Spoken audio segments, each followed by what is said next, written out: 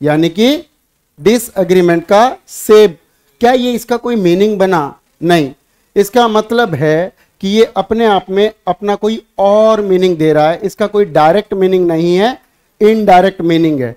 और जो भी चीजें अपने आप में इनडायरेक्ट मीनिंग बताती है उसे इडियम्स कहते हैं। क्या बोलते हैं? इडियम्स, यानी कि मुहावरे। और उसी के साथ आपके सिलेबस के अंदर क्या है? फ्रेजेस। और group of words giving meaningful sense is known as phrase. इस सेंस में इसको यूज किया जाता है। आज का सेशन आप सब लोगों के लिए इसलिए जरूरी है, पहली बात शनिवार है और शनिवार रात को हमें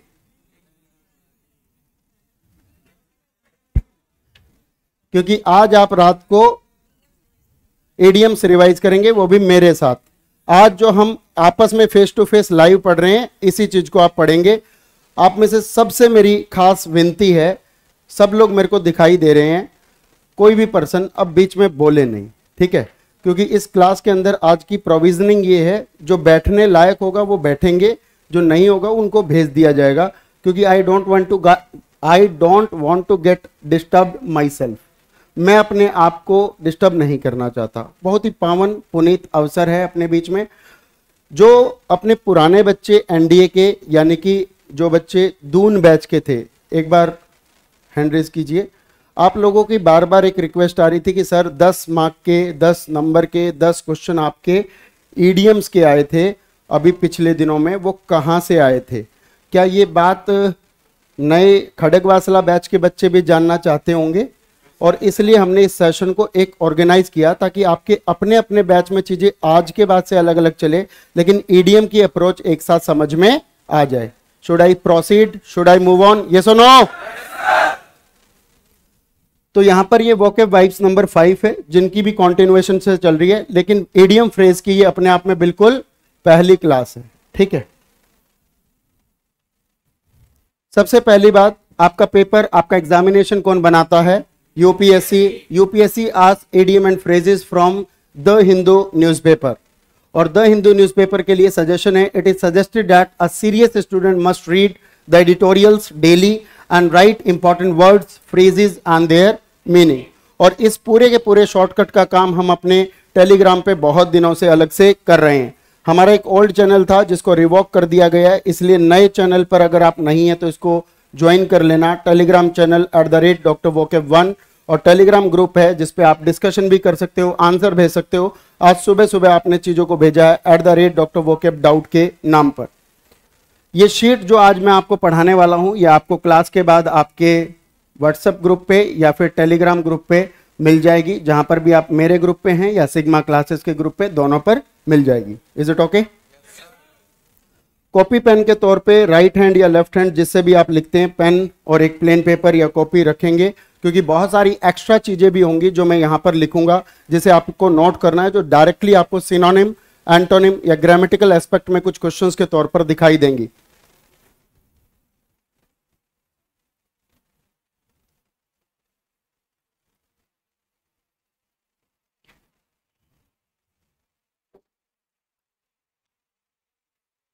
सबसे पहला ईडीएम है काउंटिंग योर चिकन्स। क्या वर्ड है? Counting your chicken. ये स्क्रीनशॉट ले रखा है, क्वेश्चन नंबर 11 है, मतलब कहीं आया हुआ क्वेश्चन है। और आपको जानकर हर्ष, खुशी, प्रसन्नता और भौचक्कापन होगा कि ये एनडीए 2022-1 में पूछा गया है। कब हुआ था एग्जाम? अप्रैल में। और ये देखिए यहां पर द हिंदू, और यहां पर क्या पूछा हुआ है? परमेश्वरा स्टार्ट्स काउंटिंग चिकन्स। ये कोई कर्नाटक की न्यूज आई हुई है और इसके अंदर ये चीज यूज कर रखी है। इसका मतलब आप द हिंदू को पूरा पढ़ने की बजाय अगर उसकी हेडिंग पढ़ने भी शुरू कर देंगे तो आपके इडियम एंड फ्रेजेस की तैयारी होनी शुरू हो जाएगी। जो मैं कहना चाहता हूं, ये प्रूव करके दिखा रहा हूं कि हर क्वेश्चन द हिंदू से आता है। कितने लोगों के लिए ये बहुत नई बात है कि सर ये रिसर्च की बात नहीं है, ये अपने आप में नई बात है कि द हिंदू हमें पढ़ना पड़ेगा। अक्सर कई लोगों से सुना होगा द हिंदू पढ़िए, पूरा न्यूज़पेपर पढ़ने की जरूरत नहीं है। क्या क्या पढ़ना है, कितना पढ़ना है, वो टेलीग्राम के अंदर हम डेली लेवल पर दे देते हैं। अभी तक हम सिनोनिम, एंटोनिम के लेवल पर दे रहे थे। आज और आज के बाद से चीजें इडियम फ्रेजेस की भी शीट्स उसमें आती रहेगी। अब काउंटिंग योर चिकन्स का जो फ्रेज का मीनिंग दिखा हुआ है, confident of success, greedily accumulating wealth, being careful about spending money, getting scared because of danger. किस किस को ये बात समझ में तो नहीं आई कि काउंटिंग योर चिकन्स, चिकन्स का मतलब क्या होता है? मुर्गे, और हैन का मतलब मुर्गियां, और कॉक मतलब मुर्गा, और चिकन मतलब चूजे, चूजे। और अगर आप अपने चूजों को काउंट कर रहे हो, इसका मतलब इसके लिए एक फ्रेज यूज किया जाता है, to count your chickens before they are hatched.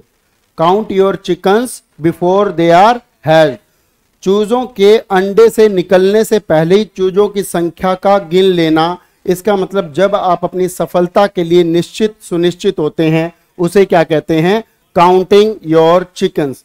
लेकिन इस फ्रेज का इस्तेमाल जनरली नेगेटिव यानी नॉट लगा के किया जाता है उन लोगों के लिए जो लोग ओवर कॉन्फिडेंस फील करते हैं, और उनको कहा जाता है don't count your chickens before they are hatched. मतलब सफलता के लिए इतना ज्यादा कॉन्फिडेंस जरूरी नहीं है। First you have to take the exam, first you have to, exams are to be taken और गिवन? टेकन। हमेशा एग्जाम्स को टेक किया जाता है, एग्जाम्स को टेक किया जाता है। Exams are always taken not given. और यहां पर अगर काउंटिंग योर चिकन्स का मतलब आया क्या? Confident of success. अब यहां से एक ग्रामेटिकल बात समझ में आती होगी कि कॉन्फिडेंट के साथ हमेशा प्रेपोजिशन किसका इस्तेमाल होगा? ऑफ। पहली बात तो आपको ईडियम समझ में आ गया, मीनिंग समझ में आ गया, हिंदी समझ में आ गई, एग्जाम्पल समझ में आ गया, यूसेज समझ में आ गया। अब ग्रामर की बात देखो, कॉन्फिडेंट के साथ हमेशा क्या यूज होगा? ऑफ। दो बार बोले confident of, confident of, confident of.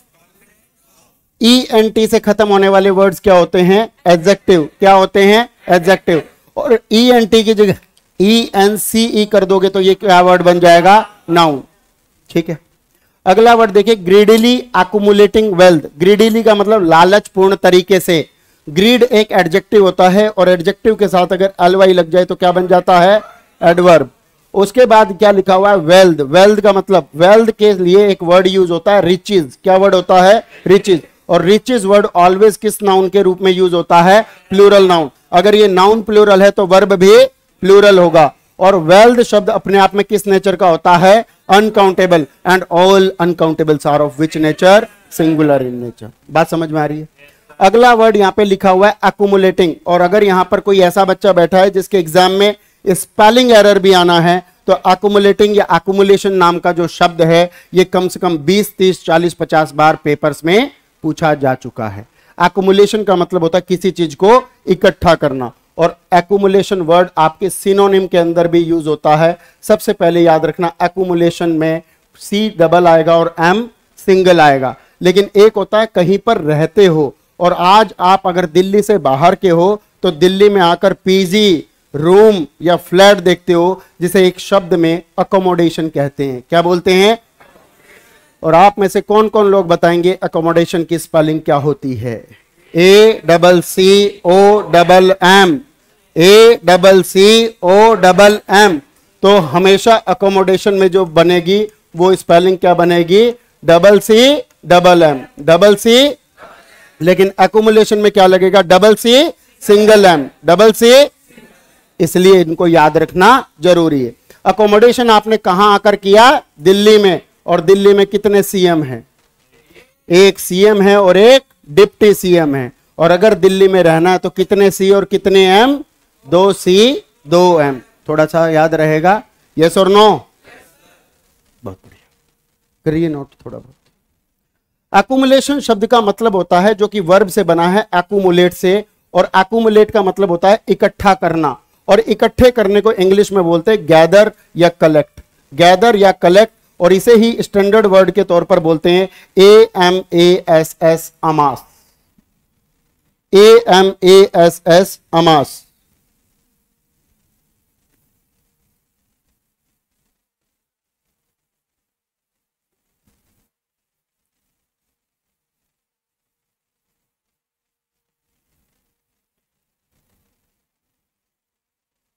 अब ये जो मैं एडिशनली चीजें जो लिख रहा हूं, ये चीजें बेशक रिकॉर्ड हो रही होंगी तो अच्छी।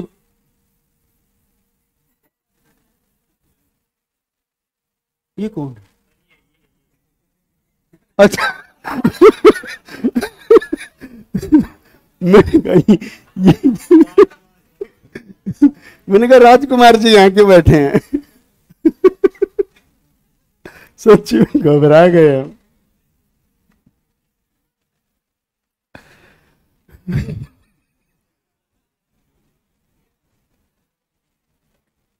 और इसी तरह से चीजों के लिए सावधान रहना, इसको क्या कहते हैं? केयरफुल। और केयरफुल के साथ प्रेपोजिशन क्या लगता है? अबाउट।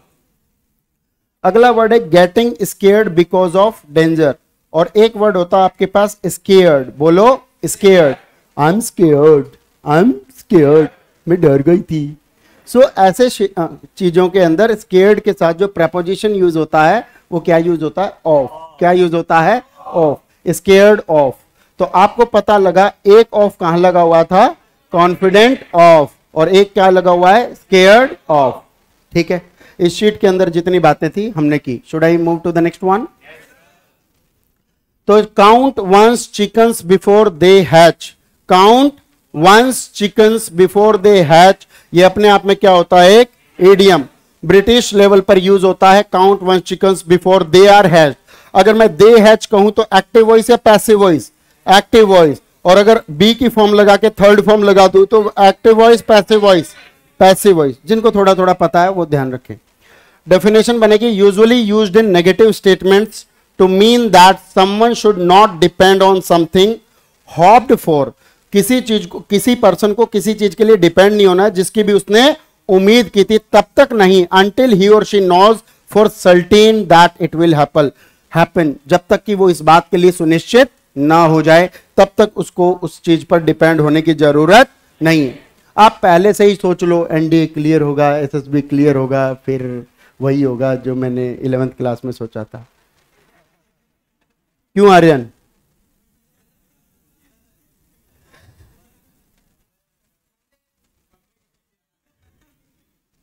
अच्छी बात है, आज ये खंबे के पीछे है, पेड़ पे नहीं। अगला देखिए, don't count your chickens before they hatch. इसका सेंटेंस क्या बना? You don't know yet if she will accept your offer.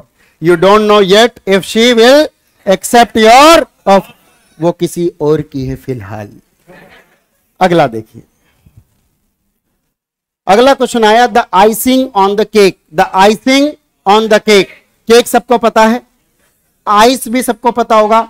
Ice का आइसिंग कर दिया तो कोई एक्शन हो गया, और कोई केक बनाया और उसके ऊपर आइस, बर्फ के टुकड़े या कुछ भी ऐसी चीज टेस्ट के लिए या सुंदरता के लिए बढ़ा दी, तो उसे बोलते हैं the icing on the cake. The icing on the cake. और ये देखिए द हिंदू के अंदर icing on the cake, the India connect at royal wedding. India connect at royal wedding. और इसकी शुरुआत में एक ईडीएम यूज कर दिया द हिंदू ने, यानी द हिंदू छाती फाड़ फाड़ के कहता है कि अगर you are going to prepare for UPSC examination, मैं यहीं से आऊंगा। Icing on the cake, baked food that is delicate and delicious with a topping. कभी भी ऐसे ऑप्शंस को दरकिनार कर देना जो उसी के जैसे हो। केक की बात में बेक कर दिया, आएगा क्या answer? Extra benefit over and above an already good deal. हो सकता है थोड़ा थोड़ा सा लग रहा है। Getting what you asked for, जो तुमने मांगा है वो प्राप्त कर लेना। More than what is needed, ये भी हो सकता। लेकिन केक के ऊपर आपको पता है, जब भी आप कोई आइसक्रीम लेते हैं तो उसके ऊपर वो चेरी लगाकर देता है। जैसे ही आप कोई पिज्जा खाते हैं तो वो उसके ऊपर टॉपिंग, टॉपिंग का नाम oregano, chili flakes, Dabur honey, jalapeno. बैठिए बैठिए प्लीज बैठिए, थोड़ा थोड़ा इधर हो जाइए। 1 2 3 एंड बूम, 1 2 3 एंड बूम। इधर होइए फटाफट।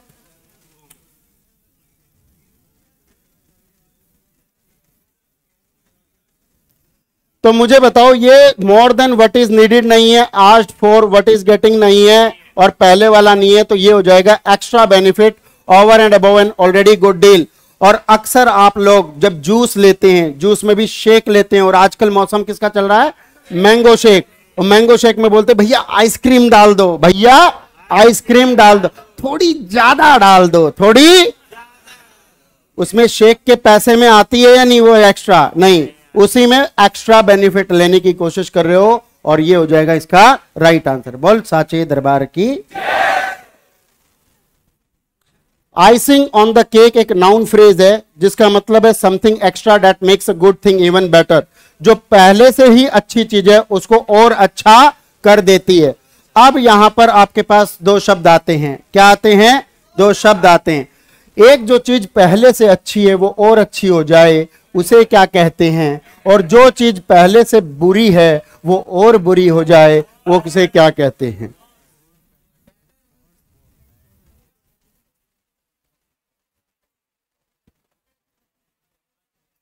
बैठ बैठ बैठ, जल्दी बैठ, दूसरी आ गई। बिठाना रोहित। ये बहुत ज्यादा क्लोज आ गए हैं पहले से ही, वहां नहीं बैठने दूंगा। वहां बैग रखा है इंपॉर्टेंट किसी बच्चे का। बैठिए सर, थोड़ा सा हो जाए यार, ये बैग वैग हटा ले यार। तू राज, तू तो कम से कम ईमानदार और समझदार आदमी है, केजरीवाल की तरह। क्षितिज सर एंट्री प्लीज बंद कर दीजिए अब, है ना? एंट्री बिल्कुल बंद कर दीजिए प्लीज, है ना? अब ये बच्चे बिल्कुल पढ़ना चाहते हैं, ये they don't want to get disturbed. I am here too. क्या कह रहे हैं?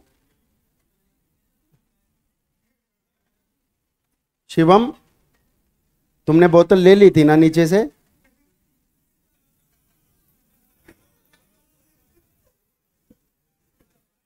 चलिए, अभी मैं क्या बोल रहा था? अच्छी चीज को और अच्छी करने को इंग्लिश में बोलते हैं बेटर। और बेटर शब्द न केवल एडजेक्टिव का काम करता है बल्कि वर्ब का भी काम करता है। बुरी चीज को और बुरा करने को एडजेक्टिव में बोलते हैं वर्स, और वर्स की जो वर्ब बनती है वो बनती है वर्सन। तो ये दोनों शब्द आपस में एक दूसरे के सिनोनिम है या एंटोनिम? तो ये दोनों शब्द आपस में सिनोनिम है या एंटोनिम? पक्की बात। और इसी बेटर को इंग्लिश में एमिलियोरेट कहते हैं। क्या बोलते हैं? Ameliorate verb. और इसी वर्सन को इंग्लिश में एक्सासर्बेट कहते हैं, और इसे ही एग्जैस्पेरेट भी कहते हैं। शाबाश, बहुत बढ़िया मैडम से पढ़कर आए हो इंग्लिश। अगला देखिए।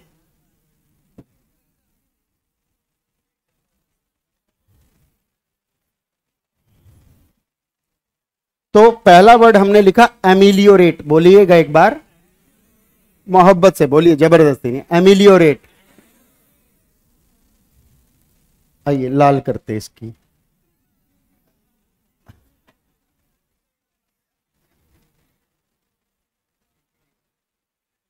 बेसिक बातें हैं ये, इतनी झेलनी पड़ेगी। ये देखिए क्या लिखा है? मेल, MEL, मेल। और MAL से शुरू होने वाले कोई भी वर्ड होते हैं वो किस नेचर के होते हैं? नेगेटिव। लेकिन MEL या MOL से शुरू होने वाले वर्ड किस नेचर के होते हैं? पॉजिटिव। और इसलिए जब किसी आटे में, आटे को गूंथ दिया, आटा गूंथना पता है क्या होता है? उसको 2 दिन के लिए छोड़ दिया, तो वो कैसा हो गया? खराब या सख्त टाइप का हो गया। लेकिन उसमें दोबारा से पानी डाल दिया जाए तो वो फिर अपने थोड़ी सा फॉर्म में आ जाएगा। क्या आ जाएगा? फॉर्म में आ जाएगा। हाय, और भाई कहां बैठेगा? कहां रह गए थे तुम? पता ही नहीं, जगह तो नहीं है ना, दिख रही है, तुम पहले नहीं आए।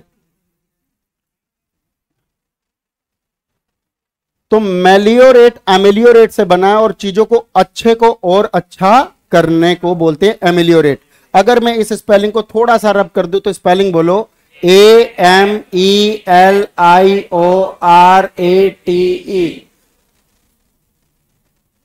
और इसी सेंस में एक और वर्ड बनता है जो इसका अपोजिट बनेगा, गति की दुर्गति करना। गति की, और इस चीज को इंग्लिश में बोलते एक्सासर्बेट। बोलो।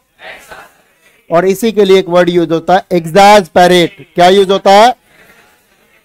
दोनों शब्द के अंदर कॉमन क्या है? एक्स। क्या है? एक्स। क्या है? क्या रह गया भाई तेरा? ना नेगेटिव होता है। अभी रुक जाए यार।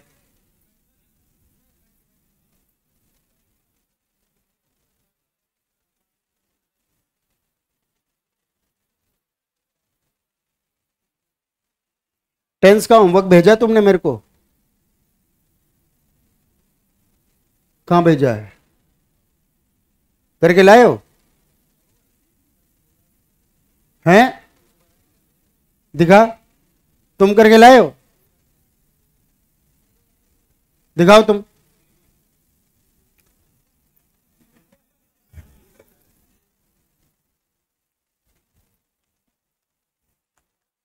ये कहां है? 9 और 10। ये डिग्री के कागज थोड़ी ना पूरे करो इसको। चलिए, एक्सासर्बेट का मतलब क्या है? गति की दुर्गति करना, बुरी चीज को और बुरा करना। देखिए इसके अंदर दोनों में वर्ड क्या है? एक्स। क्या है? और एक्स का मतलब होता है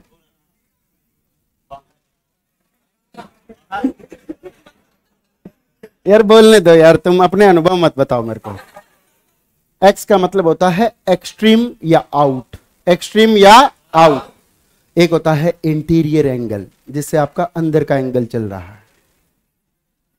एक होता है जिससे, तो बाहर मतलब एक्स। बाहर मतलब एक्स। जो आपकी उम्मीद से बाहर है वो एक्सट्रीम लेवल पर होता है एक्स। और एसर्ब या एस्पर का मतलब होता है पेन। एसर्ब या एसर्ब का मतलब होता है पेन। और जब एक्सट्रीम लेवल का पेन हो जाए या पेनफुल सिचुएशन हो जाए या सफरिंग हो जाए, कोई दुख दर्द या तकलीफ हो जाए, उसे क्या बोलते हैं? एक्सासर्बेट या एग्जैस्परेट। पहले से ही अगर आपके कहीं लगी हुई है तो आपको पता होगा लगी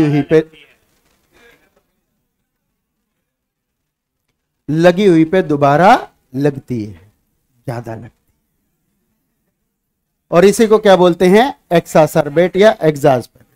अगला देखिए, अ स्टिच इन टाइम। बोलो, a stitch in time. Stitch का मतलब क्या होता है? क्या सीलना? धागा सीलना नहीं। हमेशा सीला उसको जाता है जो फटा हुआ हो। क्या हुआ हो? और यहां पर फ्रेज यूज हुआ इन टाइम। क्या यूज हुआ? तो एक होता है इन टाइम, एक होता है ऑन टाइम, और एक होता है इन गुड टाइम।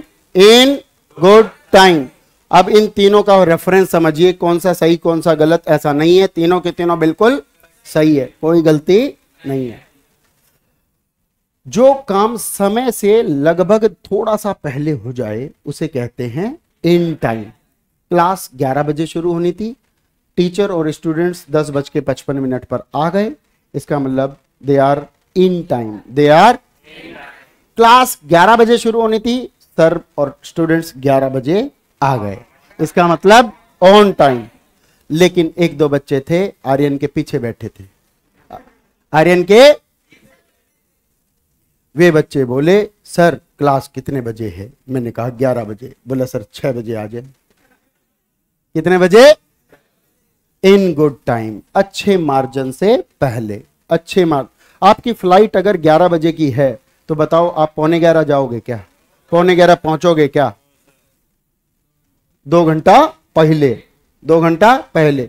और रेल पे जाना हो तो 1 घंटे पहले। और बस स्टेशन पे जाना हो तो आधा घंटा पहले। और टैक्सी में जाना हो तो वो तो अपनी मर्जी से चलेगी, उसमें ऑन टाइम भी, ऑन टाइम आफ्टर टाइम भी चल जाए। मतलब way of transport, means of transport के अकॉर्डिंग हम अपना शेड्यूलिंग रिशेड्यूल करते हैं या नहीं? ये है। अब यहां दिया स्टिच का मतलब क्या बोला आपने? और सीलते किसे हैं? जो। और कब सील देना? टाइम से सील देना। अगर किसी चीज का समय से रोकथाम कर रहे हो तो इसका मतलब हो गया अ स्टिच इन टाइम। फ्रेज लिखा है stitch in time for women with disability. जो भी महिलाएं डिसेबिलिटी के साथ है उनको समय से पहले क्या कर रहे हैं, स्टिच, यानी वुमेन को स्टिच कर रहे हैं या यहां पर वुमेन की कंडीशंस को, और कंडीशन क्या है, डिसेबिलिटी। कौन से न्यूज़पेपर का, और इसका मतलब बताइए, टेलरिंग वंस एफर्ट एफिशिएंटली। बताओ स्टिच का टेलर से कोई लेना देना है? वैसे स्टिच का टेलर से ही लेना देना है, पर ईडीएम में डायरेक्ट मीनिंग होते हैं या इनडायरेक्ट, तो ये आंसर नहीं है। Making an effort to succeed, inability to take timely decision, inability नहीं आएगा, एबिलिटी आएगा, इसने ये पार्ट गलत बना दे। Timely action that prevents a negative outcome. Option number D is the right answer. बोल साचे दरबार की। चलिए, तो क्वेश्चन नंबर 13 का आंसर हो गया ऑप्शन नंबर डी। इजी लग रहे हैं या नहीं? कितने लोगों को ये लग रहा है कि सर 20-30 ईडीएम अगर ये हम आज कर लेंगे तो कल से अगर सीधा एक्सरसाइज भी दी जाएगी तो 10 में से 8 क्वेश्चन तो इसलिए सही चले जाएंगे क्योंकि हम समझना सीख जाएंगे कि ये कह क्या रहा है। यस और no? Raise your hand with those out of conviction और in the conviction. Thank you so much. अगला देखिए, अब इसके अंदर एक वर्ड लिखा हुआ है आउटकम। क्या वर्ड है? आउटकम वर्ड प्रोबेबिलिटी चैप्टर में आता है, सबसे ज्यादा वही होता है। सैंपल स्पेस किसे कहते हैं? Total number of outcomes. अब यहां पर सर आप ऐसी चीज क्यों पूछ लेते हो बीच बीच में? मैं जिस दिन अपना मेन सब्जेक्ट पढ़ाऊंगा। चलिए, आउटकम का मतलब होता है रिजल्ट, रिजल्ट का मतलब होता है इफेक्ट, और इफेक्ट का मतलब होता है इंपैक्ट। और जब चीजें नेगेटिव इंपैक्ट या आउटकम होता है उसे इंग्लिश में कहते हैं रिपरकशन। क्या कहते हैं? और इसी रिपरकशन को एक और वर्ड कहते हैं आफ्टर मैथ। क्या बोलते हैं? तो ये क्लास बिफोर मैथ है या आफ्टर मैथ? बिफोर मैथ चल रही है तुम्हारी, और इसका आफ्टर मैथ क्या होगा? तुम्हारा सिलेक्शन हो जाएगा। बुरा प्रभाव, अच्छा प्रभाव, अच्छा प्रभाव है तो क्या होगा? आउटकम। और क्योंकि आपके पेपर में आपके नंबर ज्यादा ना कटे और 2 महीने बाद जो आपको ईडीएम याद करने चाहिए वो अभी से याद कर लो, तो हम क्या कह रहे हैं? अ stitch in time, a stitch in time. ठीक है, घर जाना है? ओ प्लीज थोड़ा सा स्पेस दे दो भाई को, एक बार अर्जेंट है। बात की गंभीरता को समझिए। देखिए, रीजन सुन लिया सबने?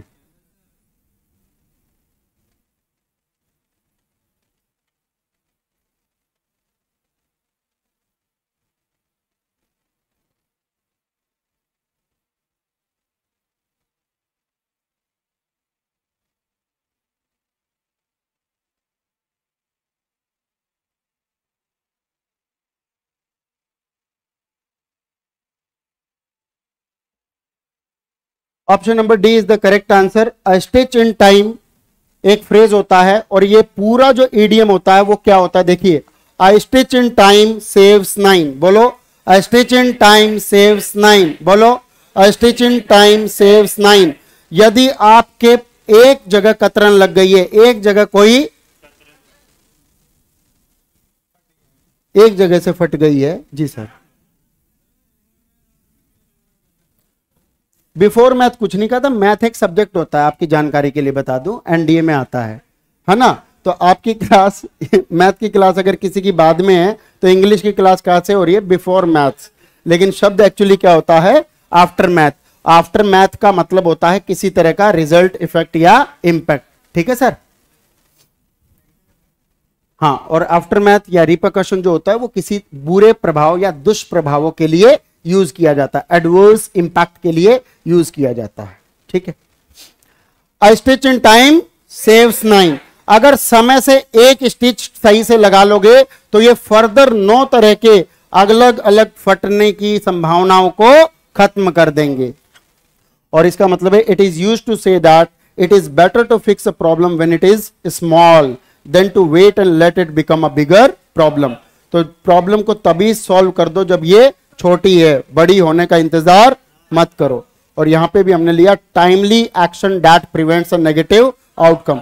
इसका मतलब जब आप ईडीएम पढ़ोगे तो मीनिंग ऐसे टाइप के पढ़ोगे, लेकिन जब एग्जाम दोगे तो ऑप्शंस ऐसे टाइप के आएंगे। तो बताओ रट्टा मारने वाले सफल होंगे या समझने वाले? समझने वाले। सर आधा घंटा पौना घंटा बीत गया, 4 ही हुए हैं, लेट है या जल्दी है? ऑन टाइम, ठीक है। एट 6s and 7s कितने लोग लूडो खेलते हैं? अकेले। लूडो खेलते हैं? बचपन में खेला है। तो सांप कट जाता था, वो एक साथ होती थी लूडो भी और वो भी, वो था या पूरा बोर्ड था? हमारी लूडो में सांप सीढ़ी थी, तुम्हारी में बताओ। चलिए, लूडो के अंदर एक डाइस होता है, डाइस, और डाइस में 6 तरह के नंबर होते हैं, 1 2 3 4 5 6। और एक दोस्त बोला अगले और पिछले का जोड़, फ्रंट और बैक का जोड़ जनरली नॉर्मल में 7 होता है। क्या होता है? यानी ऊपर 6 है तो नीचे 1, इधर 3 है तो इधर, और इधर 2 है तो इधर। पक्की बात है। एक बोला भाई 6 होता है, एक बोला 7 होता है, एक बोला 6, एक होता है, एक बोला 6, एक बोला 7, एक बोला 6, एक बोला 7, और इसी ऊहापोह में पड़े रहे एट 6s and 7s। तो बताओ ये टॉप ऑफ द सिचुएशन है, मना करने की सिचुएशन में है, कंफ्यूजन में है, या वेल प्लान्ड है? State of total confusion. बताओ समझ में आया है नहीं? जय मां काली। चलिए, हैं 5,000 कॉपीराइट आ जाएगा ना? घिनौनेपन पे कॉपीराइट कभी आया है? अगला देखिए,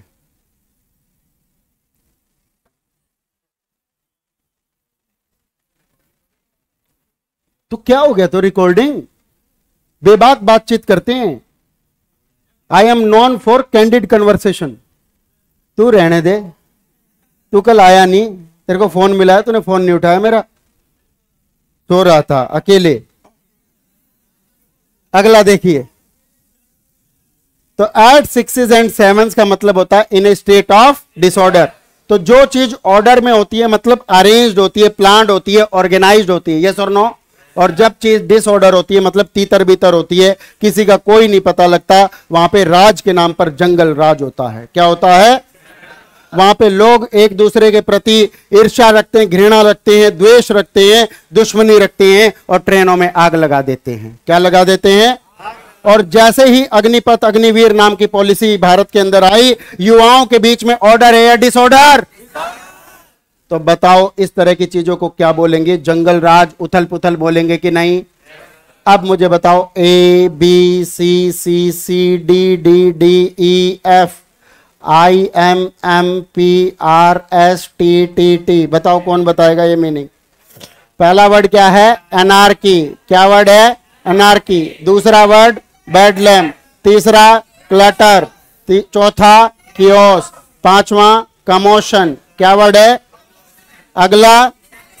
अगला डिस्कॉर्ड, अगला डिसएरे। क्या है? डिसएरे हो गया। डिसऑर्डर क्या है? अगला एंट्रोपी। क्या वर्ड है? अगला वर्ड फ्रैकस। अगला वर्ड इम्ब्रोग्लियो। क्या वर्ड है? अगला वर्ड मेल्स्ट्रॉम। क्या वर्ड है? अगला वर्ड है मेहम। क्या वर्ड है? मेहम। अगला वर्ड पेंडेमोनियम, बोलो। अगला वर्ड है रक्कस। क्या वर्ड है? अगला वर्ड टुमुल्ट। अगला टंबल। अगला टर्मोइल। और अगला वर्ड है टर्बुलेंस। क्या वर्ड है? टर्बुलेंस। और ये डिसऑर्डर के सारे सिनोनिम होते हैं। क्या होते हैं? और इन सब का मतलब है अ स्टेट ऑफ कंफ्यूजन। क्या है? A state of confusion and complexity. A state of confusion and complexity.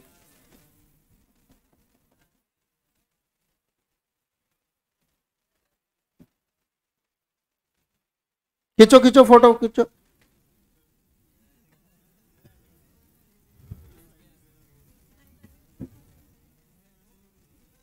कर लो ना, आपस में क्यों लड़ रहे हो? घर थोड़ी ना भाई बहनों।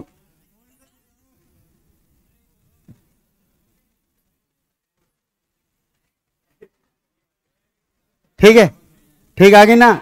अब क्रॉप करके ये मत कर दियो नीचे नीचे साहिल सर, ऊपर ऊपर कुछ कर दे।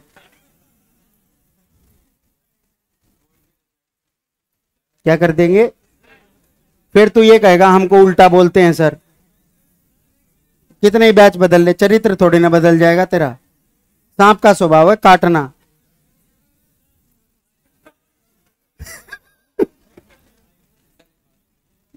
देखिए ये वर्ड क्या लिखा, फ्रैकस, FRACAS। लगभग मैंने कोशिश की है इसको, जितने भी वर्ड थे शायद मैंने वैसे लगा दिए होंगे अल्फाबेटिकली, जहां तक हुआ होगा। टर्बुलेंस, टर्मोइल, टंबल, टंबल, ये दो पहले लग गए, ये दोनों बाद में आने थे, पता नहीं। मडल रह गया क्या? हाँ, MUDDLE। अच्छा एक और बात बताऊं, CDS वाले कौन कौन है तुम्हारे एग्जाम में? पिछले साल ये अभी जो पीछे पेपर हुआ कियोस आया था, सिनोनिम का एंटोनिम बताना था, ऑर्डर का कियोस करना था। तो कियोस वर्ड आया था, एंटोनिम बताना था, तो एंटोनिम में डिसऑर्डर आएगा या ऑर्डर? ऑर्डर। कर लोगे? अगर सीरीज ऑफ सिनोनिम याद है, एंटोनिम तो यूं यूं।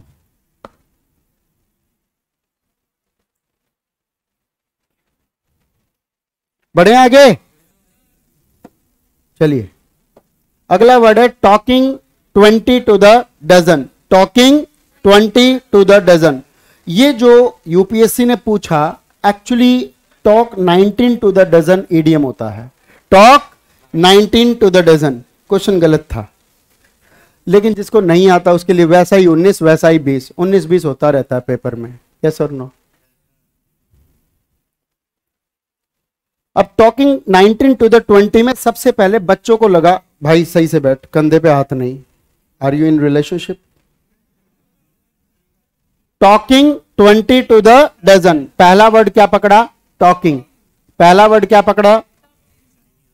Talking, talking, talking. मतलब खुद भी कह रहा है टॉकिंग से ही ईडीएम है और मीनिंग भी टॉकिंग का ही है, यानी डायरेक्ट ही मीनिंग है कुछ ना कुछ। तो इसका मतलब हमें यह सेंस निकालनी कि 20 टू द डजन का मतलब क्या है। और 20 टू द डजन का मतलब है 12 की स्पीड में 20 की बात करना, 12 की स्पीड में 20 की बात करना, या 12 के शब्द में 20 की स्पीड से बात करना। यानी जब आप चीजों को बहुत तेजी से हरिडली या रैपिडली बात करते हैं,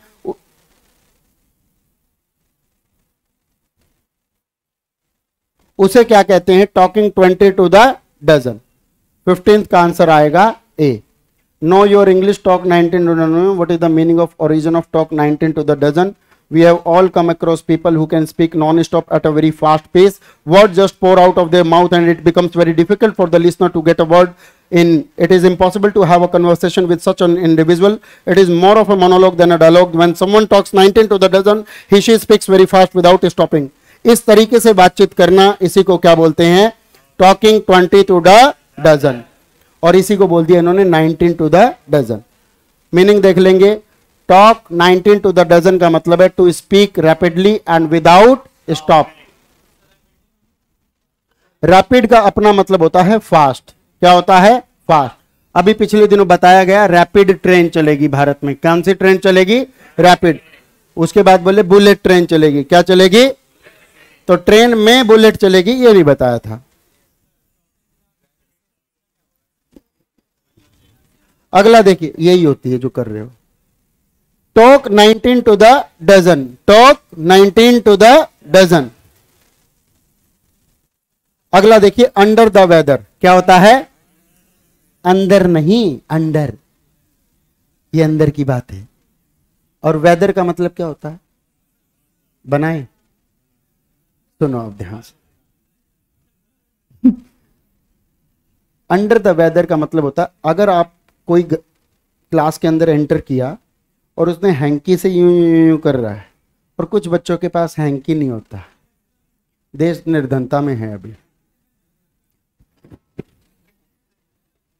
इसका मतलब उससे पूछा जाता है भाई बीमार हो? जी बीमार हूं, मौसम की चपेट में आ गया हूं, मौसम की चपेट में आ गया हूं, धुंध की चपेट में आ गया हूं, लू की चपेट में आ गया हूं। यानी कि जैसा भी मौसम है आप उसकी चपेट में आ गए हैं। और जब भी आप किसी मौसम की चपेट में आएंगे, कल बारिश हुई ना, आज सुबह बारिश हुई ना, और बारिश में अगर आप नहा लेते, नहाए थे, जरूरी है, साल डेढ़ साल में जरूरी है। तो ऐसी चीजों के लिए बताओ, आप खुश होने के लिए बोल रही हैं, बीमार होने के लिए? और बीमार को क्या बोलते हैं? तो option number D is the right answer. Understanding the under the weather, तो मृदुला रमेश का ये एडिटोरियल है। कोई वार्मिंग वर्ड के अंदर अंडर द वेदर चल रही है चीजें, मतलब चीजें अनवेल है। मीनिंग के तौर पे अंडर द वेदर का मतलब होता है स्लाइटली अनवेल और इन लो स्पिरिट्स। जब आपका कॉन्फिडेंस लूज कर जाता है, जब आप थोड़ी सी सैडनेस या बोर्डम में होते हो, जब आप बोरियत में होते हो, मम्मी मन नहीं कर रहा, अच्छा मैगी खा ले, नहीं, अच्छा बाहर घूमिया, नहीं, अच्छा शादी करवा ले, फिर भी बोले तो इस तरह के चीजों को बोलते हैं अंडर द वेदर। क्या बोलते हैं? याद हो रहा है या नहीं? इसी का मतलब क्या बोलेंगे? Ill will. और इल विल क्या होती है? मैलेसियस। क्या होता है? मैलेसियस। और अभी थोड़ी देर पहले सर ने बताया था MAL से शुरू होने वाले वर्ड किस तरह। अगला वर्ड इसका क्या बताया? अनवेल। और बीमार को इंग्लिश में क्या बोलते हैं? इल से बनता है एलिंग। क्या होता है? और कई बार आप में से कुछ बच्चे बड़े होकर कुछ टॉपिक पढ़ेंगे, कुछ ऐसे राइटिंग करेंगे, डिस्क्रिप्टिव करेंगे, डिक्लेमेशन की तैयारी करेंगे, स्पीच तैयार करेंगे, और उसके अंदर एक स्पीच आती है एलिंग प्लैनेट। क्या होती है? Ailing planet. और अर्थ के लिए यूज किया जाता है कि आज हमारी धरती बीमार होता है, ग्रह। क्या है? ग्रह। एलिंग प्लैनेट, बीमार होता हुआ। रेगिस्तान नहीं, रेगिस्तान बढ़ते जा रहे हैं, बर्फ पिघलती जा रही है। और इसी को चीज को कहते हैं not very well. Not very well. अब यहां पे एग्जाम्पल भी लिखा हुआ है, she was sufficiently under the weather to have to pull out of the championship. इसका मतलब वो जीत गई, हार गई। अगला देखिए, to sit on the fence. To sit on the fence. मुझे बताइए, आर यू माई फ्रेंड्स और फ्रेंड्स? स्टूडेंट्स, अभी आप 2 ही दिन हो गए क्लास में। मैं स्टूडेंट के हिसाब से पढ़ा रहा हूं क्या? तुम्हें लग रहा है तुम्हें स्टूडेंट को ऐसे पढ़ाना चाहिए? स्टूडेंट को तो पर्चा दे देना चाहिए, अपने को बाहर चाय पीनी चाहिए, अपने करते रहो जो करना। सरकारी स्कूल में तो यही होता है। लेकिन हम लोग सरकार के गुलाम है क्या, या रिजल्ट के लिए पढ़ा रहे हैं? रिजल्ट के लिए। और जिस हिसाब से पढ़ा रहा हूं, रिजल्ट आएगा या नहीं? मैं खाली ये बता रहा हूं अप्रैल वाले लोगों ने क्या झेला। आप में से कितने लोगों ने अप्रैल का पेपर दिया था? यही आए थे क्या? यही निशान लगाए थे जो बता रहा हूं? यही अप्रोच थी लगाने की? नहीं ना, अब बदल गई अप्रोच। बस नजर बदलिए, नजरिया अपने आप।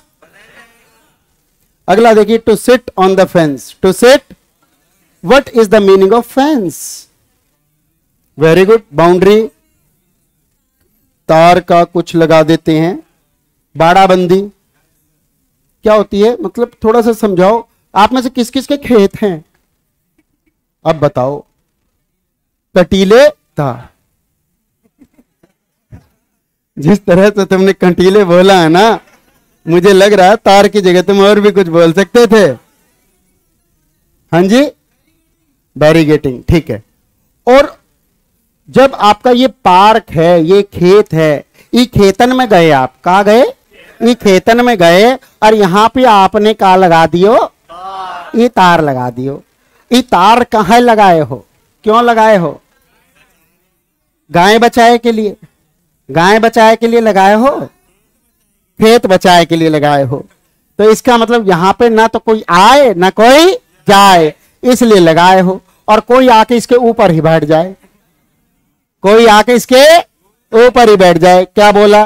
To sit on the fence. ना इधर का ना उधर का, धोबी का कुत्ता, न घर का न घाट का। और इसलिए इसका आंसर होगा to be undecided. To be undecide. याद हुआ या नहीं?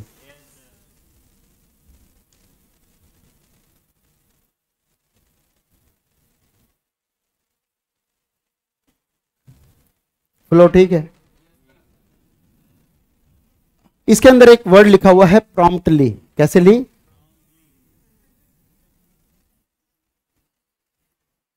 तो स्टैंड अप,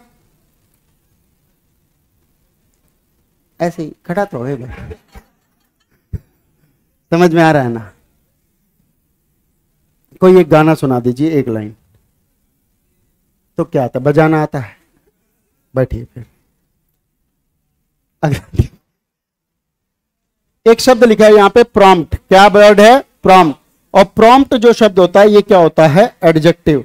और एडजेक्टिव के साथ अगर एलवाई लग जाए तो क्या बन जाता है? एडवर्ब। याद हो रहा है थोड़ा? अरे ओए पांडे, पांडे यार तू स्टाफ का आदमी है। तू ऐसे मत किया। पर्चे बांट रहा, एक कंधे से हाथ हटाइए तुम। इतना जोर है, इतना 8 आईडी है इसकी, पहले इतना बोझ है इसके ऊपर। सारे बच्चे इंस्टा पे हो? कितने लोग इंस्टा पे हो? प्लीज एक बार रेज योर हैंड। एक काम है, आज मैं इंस्टा पे लाइव आऊंगा शाम को, तो डू वी इंटरेक्ट करें? पक्का बताओ? डन।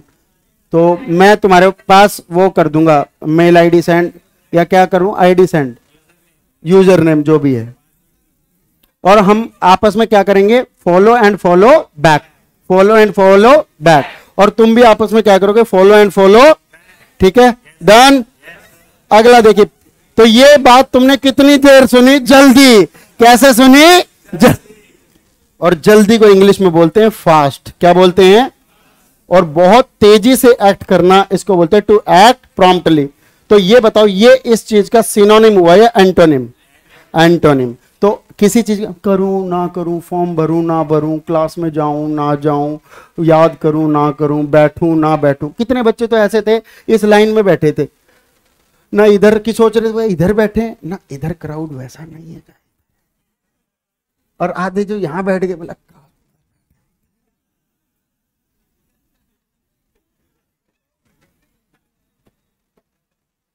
सही कह रहा हूं? ये जितने हंस रहे हैं ना, मैंने इनकी भावनाएं बताई है, और इसी चीज को कहते टू बी अंडे। और एक बच्चा आया, अंदर आया, मेरे को सीधा बोला सर कहां बैठूं? मैंने कहा चल मेरे साथ आगे बैठ। To act promptly, to act prompt. तो प्रॉम्प्ट का मतलब होता है फास्ट, क्विक, स्विफ्ट। प्रॉम्प्ट का मतलब लिख लीजिए, सिनोनिम आएंगे भाई तुम्हारे पेपर में, फास्ट, क्विक, स्विफ्ट। और वो क्या हो जाएगा इसका एंटोनिम? कर लोगे? सिट ऑन द फेंस का मतलब होता है अवॉइड मेकिंग अ डिसीजन और चॉइस।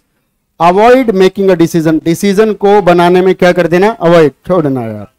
और इस सिट ऑन द फेंस का पहला मतलब है अनडिसाइडेड, अनकमिटेड, अनकमिटेड, अगला पढ़ना, अनसर्टेन। क्या है? अनश्योर, श्योर नहीं, श्योर। Vacillating, wavering. कौन से वर्ड नए लगे बताओ? वैसिलेटिंग, VACILLATE किससे बना है? वैसिलेट। स्पेलिंग एरर में आता है कुछ एग्जामिनेशन के अंदर, वैसिलेट। बोलो वैसिलेट। एक्चुअली आपके पास जो पेंडुलम होती है, क्या वो क्या करती है? ऑसिलेट। क्या करती है? और आपको जानकर हर्ष, खुशी, प्रसन्नता और भौचक्कापन होगा कि ऑसिलेट का सिनोनिम होता है वैसिलेट। ऑसिलेट का मतलब वैसिल, इधर उधर इधर उधर, डिसाइडेड और अनडिसाइडेड, तो इसे बोलते हैं वैसिलेट। ठीक है जी। ऑसिलेट स्पेसिफिकली पेंडुलम के लिए यूज होता है, लेकिन किसी पर्सन के लिए, ऐसी मूवमेंट के लिए जो चक्कर ही काट रहा है, कोई डिसीजन नहीं ले पा रहा है, उसे क्या बोलते हैं? वैसिलेट। और इसी तरह से हिलने डुलने को इंग्लिश में बोलते हैं वेवर, और वेवर से एडजेक्टिव बन जाएगा वेवरिंग। क्या बन जाएगा? वेव। और आपको पता है एडजेक्टिव को एडजेक्टिव से, वर्ब को वर्ब से, एडवर्ब को एडवर्ब से, और नाउन को नाउन से मैच करते हैं। Once in a blue moon, easy और डिफिकल्ट? इजी है। Once in a blue moon, जो चीज दुनिया में बहुत दिनों में एक बार हो, मुद्दते हो, ईद का चांद। देखिए कि बड़ा मुंह फाड़ा है। उबासी लेने का सही तरीका बताइए। बताओ, कुछ चीजें ऐसी होती है जो वॉलंटरी होती है, इनवॉलंटरी? मतलब जिसके ऊपर मानव का नियंत्रण, ह्यूमन कंट्रोल नहीं है। उनमें से एक चीज, मैं सारी चीज तो नहीं बताऊंगा, तुम बहुत हंस रहे हो, तुम कहोगे माहौल बिगाड़ दिया।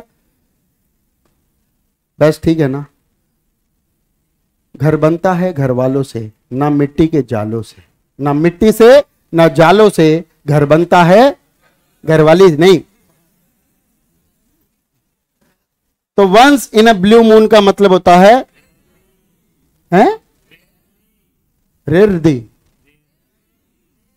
देखिए, ये देखिए देखिए, अब यूं कहोगे साहिल सर बदतमीजी करते हैं। साहिल सर बोलो बोलो, ये किसने पेपर बनाया है? इसने मून लिख के हनीमून क्यों बनाया? यहां मून देख के हनीमून क्यों बनाया? क्या लिखा है? मैंने तो नहीं बनाया ना, लेकिन बच्चे इसको ऐसे निशान लगा के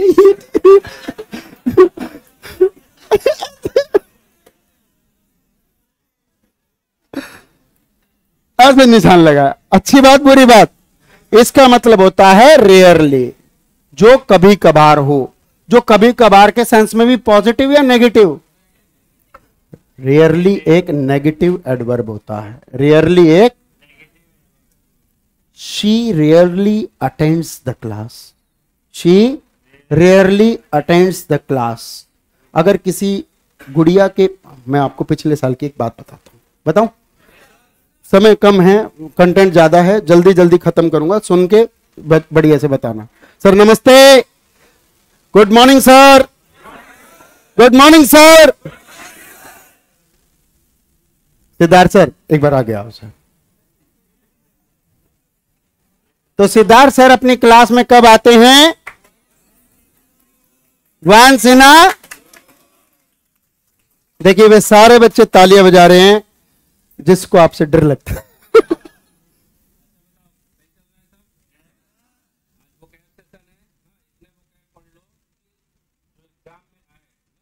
बाहर नहीं आएगा क्योंकि ये बाबा है वो के। बाबा जिसके सर पे हाथ रखते हैं वो जपनाम बाबा वाले नहीं।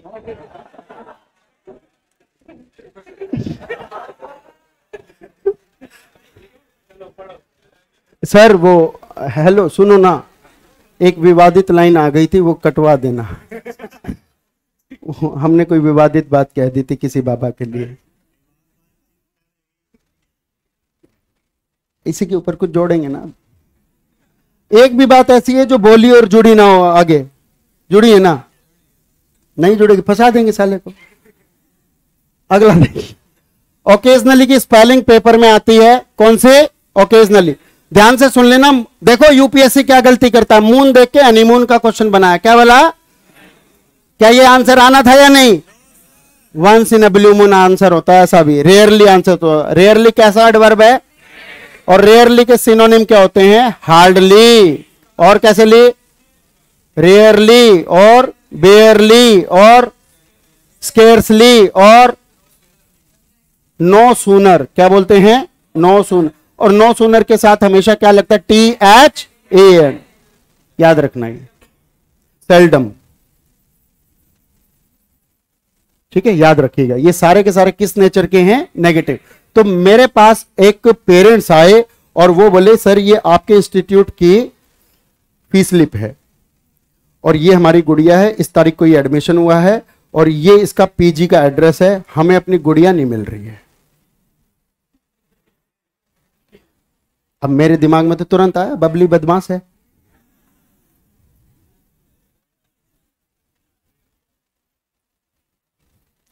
क्या ये क्लास आती है या नहीं?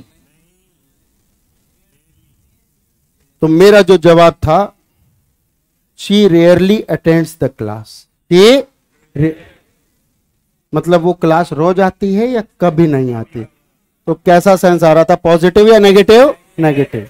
ठीक है, अगला क्वेश्चन देखिए। Through thick and thin, through thick and thin, through. अगर यहां पर बारिश बाहर बहुत ज्यादा हो जाए 3 दिन के लिए, ऊपर से यहां पर लाइट चली जाए, पंखा बंद हो जाए, लाइट बंद हो जाए और सबके मोबाइल में इतनी चार्जिंग है कि 4-4 लोग भी मोबाइल चलाएंगे, टॉर्च चलाएंगे, बैटरी से चल जाएगी 2-3 दिन तक।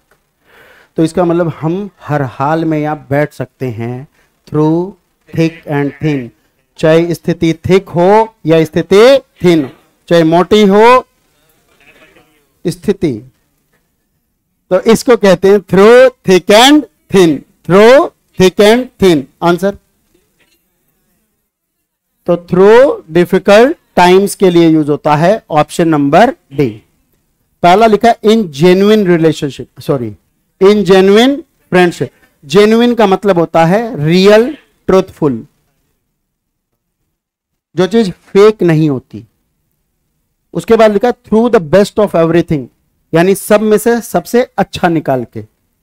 Among people both fat and slim, जैसा क्वेश्चन होगा वैसा ऑप्शन में आ जाए तो आंसर नहीं होगा। मोटे और पतलों में से निकाल के, मोटू पतलू, आंसर नहीं होगा। हर हाल में, हर हाल में, थ्रू डिफिकल्ट टाइम्स या through any time, through any time, कोई भी एक भी ऑप्शन हो तो मान लेंगे इसको। 19 का आंसर हो गया ऑप्शन नंबर डी।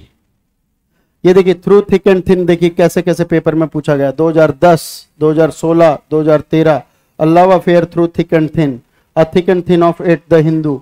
अलग अलग क्वेश्चन अलग अलग चीजों में हेडिंग बना के दे रखी है। द हिंदू की अगर हेडिंग भी ठीक से पढ़ना शुरू कर दोगे ईडीएम आने शुरू हो जाएंगे। थ्रू थिक एंड थिन का मतलब है through many difficult times over a long period. जैसे she stood by me, stood by का मतलब होता है किसी के सपोर्ट में खड़े रहना, किसी के। और ये जो फ्रेज बना है ये क्या बना है, स्टैंड बाय, क्या बनता है। और किसी वर्ब के साथ प्रेपोजिशन लग के यूनिक मीनिंग बन जाए उसे वर्ब नहीं कहते, उसे फ्रेजल वर्ब्स कहते हैं। She stood by me through thick and thin, हर मुश्किल हालात में वो मेरे साथ खड़ी रही। और यहां पे शी की जगह मैं हमेशा लिखता हूं माई मदर। क्या लिखता हूं, माई मदर। यस और नो। परमात्मा की दया से देखिए एक जो चीज है अपने पास जिसमें हम भगवान नहीं देख सकते लेकिन भगवान है, वो है माँ बाप। आपका दुनिया में कोई भी इंसान, कोई भी लालच, लोभ, ग्रीड से आपको जुड़ता है आपके साथ, लेकिन एक माँ बाप है जिनको सिर्फ अपनी सारी खुशियां त्याग के आपको सौंपने के लिए तैयार है। और ये चीज मैं अपने ऑफिस में देखता हूं डेली। माँ बाप के साथ, जो माँ बाप के साथ नहीं आए थे उनके 10 दिन बाद भी आ रहे हैं। बच्चा कैसा काम कर रहा है जी, ठीक है जी, रोज क्लास आता है जी, कोई अच्छी बात हो तो बताओ, कोई बुरी बात हो तो बताओ। तब आप लोग जो क्लास के बाद जो कर रहे होते हो, कोई तेज तेज गाने चला रहा होता है, कोई बहुत तेज तेज बातें कर रहा होता है, कोई खाने पीने का ब्रेक लेकर नाम पर कहीं घूम रहा होता है, तब हमें सच्ची में कष्ट होता है कि जिस दिन इसके पेरेंट छोड़ने आए थे उस दिन उनकी उम्मीदें क्या थी और आज ये क्या कर रहा है। मेरे 1-2 बार बोलने के बावजूद भी अगर वो कर रहा है तो बताओ मुझे बोलते रहना चाहिए या मुझे छोड़ देना चाहिए। छोड़ देना चाहिए। लेकिन मेरे ही छोड़ते ही क्या रिजल्ट पे इंपैक्ट लॉन्ग टर्म में आएगा या नहीं। और इस पूरी कड़ी का उस माँ बाप का विश्वास टूटेगा, ना केवल सिग्मा से, ना केवल साहिल सर से, बल्कि पूरे मुखर्जी नगर या दिल्ली या नॉर्थ इंडिया में जो बच्चा साउथ इंडिया से आया है कि भैया वहां पढ़ाई लिखाई नहीं होती। लेकिन क्या पढ़ाई लिखाई होती है या नहीं। इसका मतलब किसी एक मछली पूरे तालाब को गंदा कर देती। ऐसी मछलियों के आज मैं नाम लेना चाहता हूं।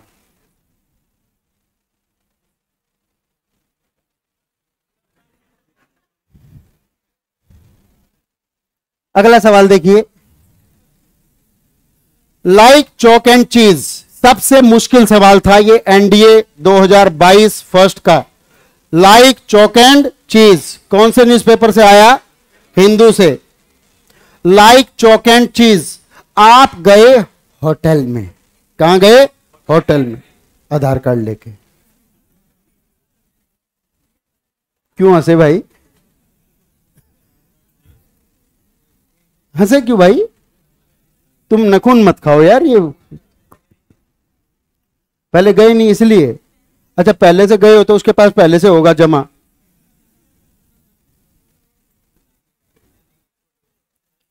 तुम इंस्टाग्राम से इस ग्राम तक तो आ गए। लाइक चॉक एंड चीज, वहां पर आप रेस्टोरेंट में गए और रेस्टोरेंट में जाके बोले कि कोई भी एक ऐसा आइटम दे दो जिसमें चीज होती है। क्या होती है, चीज। कोई ऐसी चीज बनाइए जो इसमें चीज हो जो हमारी चीज को पसंद आए। समझ में आई या नहीं? और वो उसमें चौक मिला के ले आया। क्या मिला के लगाया? और आपने कहा क्या चौक है? क्या चौक है? चीज है या चौक है? मतलब क्या आपस में दोनों का लेना देना है? जब दोनों का आपस में कोई लेना देना ना हो तो उसे बोलते लाइक चौक एंड चीज। बताओ आंसर क्या होगा? Very different from each other. Option number A is the right answer. समझ में आया कि नहीं? समझ में आया कि नहीं? अब बताता हूं चौक एंड चीज का कल का उदाहरण बताता हूं। कल सुबह की बात है, मैं क्लास ले रहा था।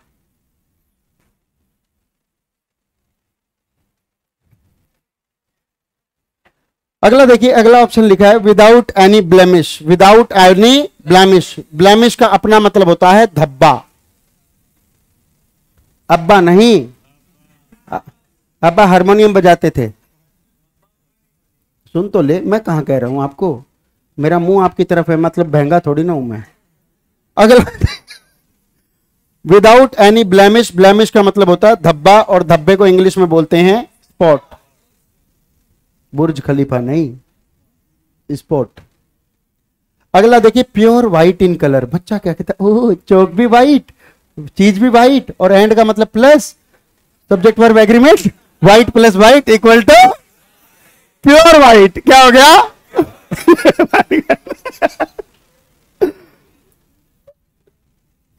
और अगला लिखा है very like each other. Very like मतलब पसंद करना या एक जैसा। लाइक का अपना मतलब होता है सिमिलर टू। प्रेपोजिशन के सेंस में लाइक का मतलब होता है सिमिलर टू। तो एक है इसका सिनोनिम, तो ये वेरी लाइक ईच अदर क्या हो गया इस पार्ट का? एंटोनिम। एंटोनियम नहीं होता, एंटोनिम्स। बोलो एंटोनिम्स, सिनोनिम्स, होमोनिम्स। जैसे होमोनिम्स क्या होते हैं? ALTER, ALTAR। कौन सा सही है? दोनों सही है। दोनों को क्या बोलते हैं? ऑल्टर। क्या बोलते हैं? ऑल्टर। दोनों की स्पेलिंग, मीनिंग, रेफरेंस सबके अलग अलग है, लेकिन दोनों की प्रोनाउंसिएशन, उच्चारण बिल्कुल सेम है। ऐसे शब्दों को क्या बोलते हैं? होमोनिम्स। पहले ऑल्टर का मतलब क्या है? मॉडिफाई या चेंज करना। मॉडिफाई या चेंज करना। जैसे आप जींस खरीदते हो तो उसको छोटी बड़ी इधर उधर करवाते हो, तो क्या करवाते हो? ऑल्टर। और कई जगह दर्जे लिख के हमारे यहां अल्टरेशन का काम तसल्ली बख्श किया जाता है। मैंने कहा पहली बात तो ये अल्टरेशन नहीं होता है। हिंदी में लिख रखा अल्टरेशन। किसी समझदार इंसान ने बता दी होगी अंकल ये अल्टरेशन होता है। उसको जो सुनाई दिया उसने रिसीव कर लिया। जैसे मैं बोलता क्या हूं? सिनोनिम्स, लेकिन तुम क्या बोलते हो? सिनोनियम। हो गया इतना चेंज होके। अगला जो ALTAR होता है, इसे क्या बोलते हैं? यज्ञ की वेदी, जहां पे हवन कुंड होता है। हवन कुंड। आगे सारी रात क्या करेंगे? ठीक है, करो। अब मैं सीधा किस पे आ रहा हूं? Question number 21। और यहां पे CDS के क्वेश्चन शुरू हो रहे हैं। 10 क्वेश्चन जो CDS में EDM के आए थे। क्वेश्चन फिर से वही है, out for count the Hindu का question. Be out for the count, sleeping deeply, counting money carefully, to count each step one takes, to be very happy. चलिए आज एक काम करते हैं। अभी तक मैं बता रहा था आपको सारे चीज, अब आप तुक्का लगाइए, देखते हैं किसका तुक्का कितना सही जाता है। B out for the count. Be out बाहर होना, फॉर द काउंट जब जब चीजें गिनती हो रही है उस समय अपने आप को बाहर रखना। इसका मतलब काउंट हो रहा है या नहीं हो रहा? मेरे कॉन्शियसनेस से नहीं हो रहा, तो इसका मतलब काउंट में काउंट की बात नहीं होगी। पक्की बात है ना? सी आंसर तो नहीं हो। जब जब जो काम हो रहा है, घड़ी टिक टिक कर रही है, काउंट कर रही है, लेकिन मैं उस प्रोसेस से आउट हूं, उसे बोलते हैं घोड़े बेच के सोना। क्या बेच के? घोड़े बेच के सोना। और इसी को बोलते हैं स्लीपिंग डीपली। और स्लीपिंग डीपली को इंग्लिश में बोलते हैं स्लंबर। क्या बोलते हैं? धरती फटे या अंबर, मैं करूंगा। ठीक है सर, याद हो रहा है? स्कूल में ऐसे ही मास्टर थे तुम्हारे? नहीं ना? काश होते, काश होते। मेरा तो मन यही है कि काश स्कूल के अंदर ऐसे टीचर्स हों तो ये कोचिंग वोचिंग, ये गलियां, ये चौबारा, ये आना ना, अगला अबे कुछ नहीं है, ये तो कहने की बात है, वो भी यही कह रही थी। अगला देखिए, काउंटिंग मनी केयरफुली, इसका मनी से लेना देना नहीं है। ईच स्टेप वन टेक्स, कोई लेना देना नहीं है। और खुश रहने के लिए गालिब ख्याल अच्छा है, ये भी इसके लिए कुछ भी नहीं है। ठीक। आउट फॉर द काउंट अपने आप में कोबिल्ड के लिए यूज होता है। कोबिल्ड का मतलब अपने आप को रेस्ट के लिए लेकर जाना। If someone is out for the count they are unconscious और वेरी डीपली अस्लीप, या तो वो बेहोशी की हालत में या फिर वो बहुत ज्यादा सोए हुए हैं, गहरी नींद में हैं। ए आंसर है, बना तो दिया ए प्लम्बर, ठीक है। तो ए इज द राइट आंसर। जैसे घड़ी चल रही है, आप घड़ी से आउट हो, मतलब आप दीन दुनिया से बाहर हो। और कब होते हो दीन दुनिया से बाहर? जब आप सोए होते हो, जब आपने भांग पी रखी होती है, अनकॉन्शियस होते हो। अगला देखिए, go by the book. Go by the book, very easy, very very easy. Go by the book, go by का मतलब फॉलो करना, गो बाय मतलब फॉलो करना किसको? बुक को। जो बुक में लिखा है वही पढ़ाऊंगा, नहीं पढ़ाऊंगा। जो सिद्धार्थ सर ने बोला वही करूंगा, बाकी नहीं करूंगा। जो मेरे गुरुजनों ने कहा वही पढ़ाऊंगा, आगे नहीं पढ़ाऊंगा। जो 10 ईयर में आया वही पढ़ाऊंगा, आगे और एक्सप्लेनेशन नहीं दूंगा। अरे sir, why are you going by the book? Why are you going by the book? I know other teachers are going by the book, not me. Yes और नो? मेरा कोई ट्रेंड नहीं है। आप मेरे से कोई भी चीज एक्सपेक्ट करोगे, आज ये इतना आइडियल पढ़ा देगा। टू फॉलो रूल्स, तो इसका मतलब to buy a book of one choice. क्या बुक का आंसर बुक हो सकता है? To understand the book, book का आंसर बुक हो सकता है? To follow someone who reads book, book का आंसर बुक हो सकता है? छाती फाड़ फाड़ के कह रहा है सवाल कि मैं आंसर डी हूं, डी हूं, डी हूं। लगाओ ना निशान। टू फॉलो रूल्स एग्जैक्टली, जैसा लिखा वैसा दिखा, और जैसा दिखा वैसा लिखा। इस धरती से उस अंबर तक दो ही चीज गजब की हैं, एक तो तेरा भोलापन, एक मेरा दीवानापन। चलिए अगला देखिए। तो ये जो मैंने लाइन बोली, क्या इस पूरे पैटर्न को फॉलो कर रही है जो शिक्षक और गुरु के बीच में? नहीं, नहीं। ये मोहब्बत के इश्क की बातें हैं, तो ये हमारे एग्जैक्ट फॉलो रूल नहीं कर रही। तो I am not going by the book, I am not going by the book. ठीक है जी।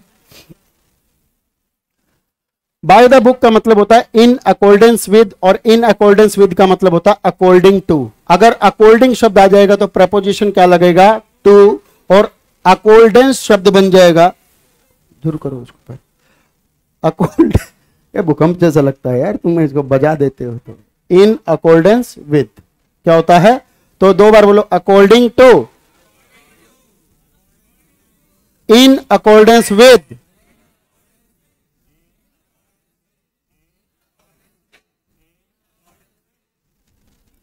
ठीक है जी, आगे देखते हैं। अगला शब्द है डबल टॉक। क्या वर्ड है? Double talk. डबल का मतलब होता है दो नहीं, दुगुना।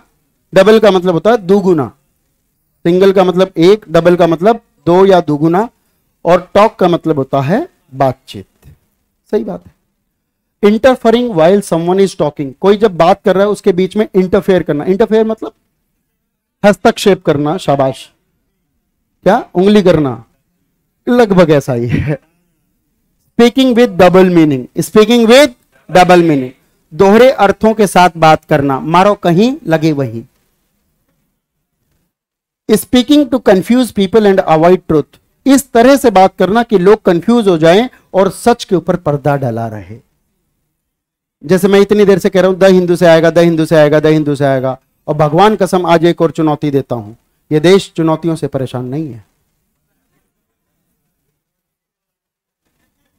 तो मैंने जो बोला इससे सच के ऊपर तो पर्दा लग गया, लेकिन आधे लोग कंफ्यूज हो गए, कह बोला क्या और कहा क्या। यस और नो? तो इसका मतलब है speaking to confuse people and avoid truth. और अगला लिखा talking repeatedly and annoying people, बार बार वही बात करना और लोगों को गुस्सा दिलाना। और लोगों को गुस्सा दिलाने को इंग्लिश में क्या बोलते हैं? वैक्स। क्या बोलते हैं? वैक्स। वैक्स को बोलते हैं इरिटेट, इरिटेट को बोलते हैं अनॉय। ठीक है, तो इसमें कुछ बच्चों ने क्या किया, डबल देख के क्या लगाया, डबल, नंबर कटे डबल। समझ में आ गया? कुछ लोग बहुत जल्दी होना चाहते हैं डबल।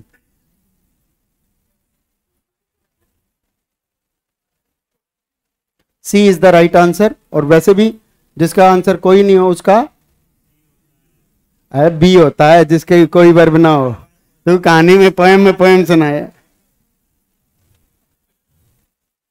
डबल टॉक का मतलब है if you refer to something someone says as double talk you mean that it can deceive. Deceive का मतलब धोखा देना, और धोखा देने को इंग्लिश में बोलते हैं बिल्क या मिसलीड। तो इट कैन मिसलीड पीपल और is difficult to understand because it has two possible meanings. यहां पे डबल मीनिंग बातें करना नहीं है, टू पॉसिबल मीनिंग की बातें करना, ताकि एक अर्थ लोगों को समझ में आए और उससे दूसरा अर्थ बच के रह जाए। नहीं, हमने तो ऐसा बोला ही नहीं था। नहीं सर, आपने तो यही बोला। हाँ, इसका मतलब तो ये हुआ ना। अच्छा, तो इस तरह की बातें करना मतलब डबल टॉक। अगला देखिए, एट समबडीज एल्बो, ELBOW। सारे बच्चे अपनी एल्बो दिखाओ। एल्बो मतलब कहां से कहां तक, कोहनी को बोलते हैं एल्बो। यानी कि आप कंप्यूटर डेस्क पे बैठे हो और काम कर रहे हो, तो मेरे को एक इंसान यहां पे चाहिए अपने, और एक इंसान यहां पे चाहिए जहां पे मेरा हाथ है। इसका मतलब एट समबडीज एल्बो, किसी की एल्बो के पास में होना, उसको असिस्ट करने के लिए, उसको हेल्प करने के लिए। मार साले के, एक और मार। क्या कर रहा है ये? क्या कर रहा है ये? कुछ नहीं कर रहा। फिर तूने उसको क्यों मार दिया? सो रहा है। अच्छा, अगर कोई सो रहा हो और गहरी नींद में सो रहा हो तो उसके लिए ईडीएम बताओ। स्लंबर तो उसका मीनिंग था, ईडीएम बताओ। To out for the count, out for the count. एक बार फिर, आउट फॉर द काउंट। अब बताओ, अगर पेपर का पैटर्न, भगवान नहीं करे ऐसा हो, कभी नहीं होगा, once in a blue moon, rarely, लेकिन मीनिंग आ जाए और ईडीएम छाटना आ जाए, कि मीनिंग ऊपर दे रखा हो और 4 ईडीएम आ जाए, तो कर लोगे ना? अगला देखिए, एट समबडीज एल्बो, किसी के एल्बो के पास होना मतलब उसके ऊपर आदमी सिर पर बैठा है या कॉर्पोरेशन में चाय पानी लेके बैठा है? चाय पानी, और चाय पानी लेके बैठा है। एक बार 4 में से देखना कौन सा आंसर आएगा। To be dominated by someone, dominated का मतलब होता है किसी के सिर पे बैठा है कोई आदमी। To be kept in the house, किसको घर में बंद करके रख रखा है ना, और फिर बाहर से कोई नॉक करे, है ना, और फिर बोले कुंडी मत खड़काओ राजा।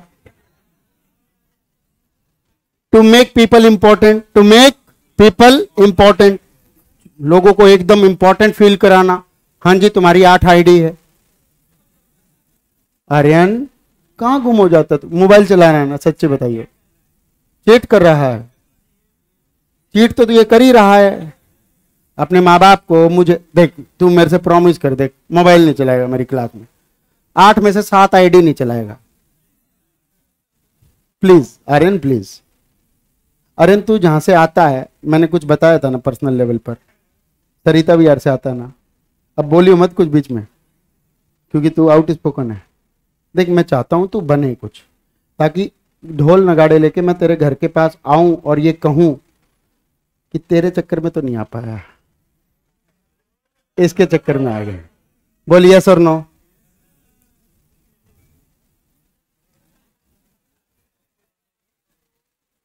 तेरी गलियां। अगला देखिए, देख मैंने पूरी बात को बदल दिया, धन्यवाद देना मेरा, आपकी कहानी मैंने अपने ऊपर ले ली, है ना।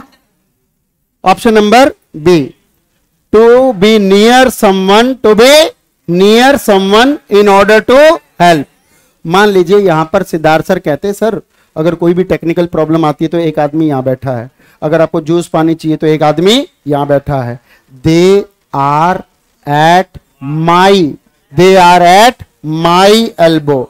somebody's का मतलब जिस पर्सन के लिए उसका apostrophe है, they are at my elbow. Why? They are near me in order to help. समझ में आएगी? एट समवंस एल्बो का मतलब होता है इमीडिएटली बिसाइड समवन। बिसाइड का मतलब साथ में। कल बच्चा एक पूछ रहा था हमसे, सर एक होता है बिसाइड और एक होता है बिसाइड्स। सर बिसाइड का मतलब होता है एट द साइड ऑफ, और हिंदी में कहते हैं बगल में। बदबू आ रही है।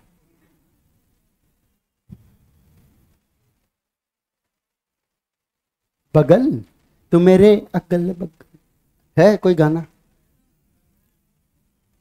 और इसी को गाने को इंग्लिश बनाना हो तो you are at my elbow, elbow elbow. ठीक है, क्लोज बाई, थोड़ा सा नजदीक हो। The apprentice was constantly at the master's elbow, वो अपने मास्टर एल्बो के कॉन्स्टेंटली पास में ही रहता था, मतलब ठीक है। बिसाइड्स का मतलब होता है in addition to, in addition to, के अतिरिक्त या के अलावा। आपको जूडो के अलावा क्या क्या आता है? जूडो के अलावा आपको क्या क्या आता है? जैसे शुरू होता है, जहर पीना। बताऊं ना, मैं पूछ रहा हूं सर, मैं किसी की भी कड़वी से कड़वी बात को सहन कर जाता हूं। I have a very great tolerating power, yes और नो? ऐसे समझो ना, ईडीएम पढ़ा रहा हूं, डायरेक्ट नहीं इनडायरेक्ट। अप्रेंटिस का मतलब होता है जो पर्सन किसी के साथ काम कर रहा होता है, सीख रहा होता है साथ में, उसे बोलते हैं अप्रेंटिस। जो बच्चे ITI करते हैं, जिनका IIT में एडमिशन नहीं हो पाता, वो एक दिन क्या करते हैं? ITI। ITI की फुल फॉर्म है इंडस्ट्रियल ट्रेनिंग इंस्टीट्यूट, औद्योगिक प्रशिक्षण केंद्र, जिसमें लोग मिस्त्री बनते हैं। क्या बनते हैं?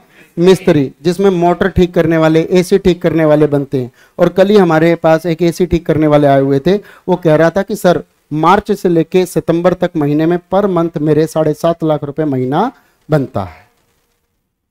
तो अब वो खुद काम नहीं करता, उसने काम करने वाले लड़के रखे हैं, और काम करने वाले वो लड़के रखे हैं जिन्हें अभी काम नहीं आता, जो सीख रहे हैं, उन्हें क्या बोला जाएगा? अप्रेंटिस। क्या बोलेंगे? अप्रेंटिस। समझ में आ गया सर? अगला देखिए, ट्रेडिंग ऑन एक्सेल्स। कितने लोग जानते हैं एक ट्रेडमिल होती है? ट्रेडमिल क्या होती है? ट्रेड नहीं होता, वो ट्रीड होता है। TREAD। ट्रीड का मतलब होता है वॉक और रन। पहली बात तो सिनोनिम में अगर आ जाए तो ट्रीड का मतलब होता है वॉक और run. Where is your notebook man? लिख के तो देख एक बार, पहले से अच्छा लगेगा। लिख के देख, आगे बैठा है यार, और ऐसा lazy, RSS, remiss, slothful, sluggish अवस्था में बैठा है। डिस्टिट्यूट, वेरी पुअर था वो। Lassitude, very good. लस्सी पी के इंसान कैसा फील करता है? नींद टाइप का, dormant, sleepy, inactive. Treading on eggshells. Treading on eggshells. Treading on egg के शेल्स सबको पता है। एग है और उसमें से एग निकाल लिया और गोल का गोल छोड़ दिया, क्या? शेल्स, और वो रख दिए सारे के सारे, और इनके ऊपर चलना है बिना फोड़े हुए। क्या? अंडे। दूसरे, तो इसे कहते हैं trading on eggshells. Treading on eggshells. और ये देखिए पेपर में कहां पूछा गया? Trading on eggshells. अब मैं इसको पढ़ना चाहता हूं। In spite of the staggering problem, policymakers have been trading on eggshells. Policymakers have been trading on eggshells. Policymaker eggshells पर चल रहे हैं। नाजुक स्थिति में चल रहे हैं या कंफर्टेबल चल रहे हैं? नाजुक स्थिति में चल रहे हैं। Taking care of eggs. Eggs का आंसर X हो सकता है क्या? बाबूजी हेलो, तुम सबसे ज्यादा पढ़े लिखे और ईमानदार व्यक्ति लगते हो मेरे को, केजरीवाल की तरह, लेकिन ED का छापा लग जाता है कई बार। अब आप क्रॉस आर्ग्यूमेंट करोगे, मैं सुनूंगा नहीं। आपका शुभ नाम और अशुभ? Taking care of eggs to save the lives of young chicks. Chickens के लिए यूज कर रहा है। अगला देखिए, intending to grow very fast. जो चीज बहुत जल्दी फलना फूलना चाहती है, जैसे तुम जल्दी जवान होना चाहते हो। मेकिंग बेस्ट बेट्स इन वंस ट्रेड। और इसने क्या किया? ट्रेड का ट्रेड निकाल के और किसी व्यापार में एक अच्छी बेट लगाना, एक अच्छी डील करना। बताओ, ए आंसर है बी आंसर है, सी आंसर है। किसी भी पर्सन को टीचिंग करनी है ना तो आप सबके सामने संभल के बोलना पड़ेगा। और ये बात मैं घर छोड़ के आता हूं, ये बात मैं घर छोड़ के आता हूं। I don't want to tread on eggshells, I want to tread on eggshells. ये सेंटेंस बन गए। तो if somebody is treading on eggshells, संभल संभल के चलना, संभल संभल कर चलना, बोलने और करने में संभलना, यानी कि to be careful in speech and action. और जो लोग अपनी बातचीत में, बोलने में, एक्शन में संभल कर नहीं रहे, उन्होंने हर क्लास में जहालत देखी होगी, है ना। जहालत मतलब बेइज्जती। बेइज्जती को इंग्लिश में बोलते हैं अबेस। अबेस वर्ड किससे बना है? बेस। बेबी को बेस ऊपर होता है, नीचे। किसी को नीचा दिखाना, कहां? नीचे दिखाना नहीं, नीचा दिखाना। क्या बोलेंगे? नीचा दिखाना। और नीचा दिखाने को इंग्लिश में बोलते हैं ह्यूमिलिएट। क्या बोलते हैं? और ह्यूमिलिएट को इंग्लिश में बोलते हैं इंसल्ट। और इंसल्ट को इंग्लिश में बोलते हैं शैग्रिन। क्या बोलते हैं? CHAGRIN। बोलो, CHAGRIN, CHAGRIN। मान लीजिए ये हमारे बीच में सत्यम, सक्षम, सक्षम है और सक्षम की शादी होने वाली है। उससे पहले क्या होगी? बारात आएगी। उससे पहले सगाई होगी। सगाई पे इसको देखने वाले आएंगे या ये देखने के लिए जाएगा। और जब देखने के लिए जाएगा तो एक नीचे मुंह करके यूं झुकी झुकी सी नजर की तरह आएगी और यूं चाय लाएगी और इसके मुंह पे तो क्या हो गई इसके? क्या हो गया? क्या हो गया? याद हुआ कि नहीं? बोल साचे दरबार की। अगला देखिए, एक्शल्स वॉक या बी भी कह सकते हैं। केयरफुल होना, नॉट टू ऑफेंड और अपसेट समवन, किसी को ऑफेंड ना करना, ठीक है। अगला देखिए, everyone and his brother. Everyone and his brother, हर कोई और उसके भाई। हर कोई और उसके भाई। मेरे को चाहिए हर कोई और उसके भाई। मेरे को चाहिए हर कोई और उसके भाई, यानी कि तुम और तुम जितने लोगों को जानते हो वो सारे लोग। तुम और तुम जितने लोगों को जानते हो वे सारे लोग। आंसर बताओ। A large number of people.